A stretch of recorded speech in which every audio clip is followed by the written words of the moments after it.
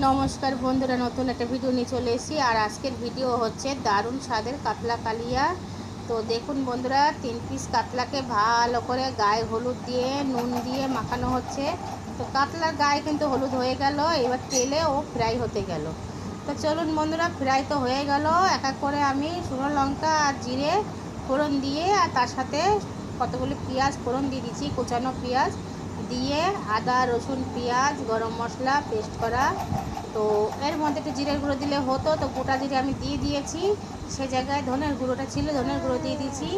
তো দেওয়ার পরে তারপর দিয়ে দেব নুন, হলুদ, লঙ্কা আর সামান্য একটু মিষ্টি। ও বন্ধুরা, মিষ্টি যখন দিয়েছি তখন স্কিপ হয়ে গেছিলো, মিষ্টিটা সামান্য একটু দিয়েছিলাম। তেলের উপর দিলে কি হয়, একটা দারুণ স্বাদ লাগে খেতে।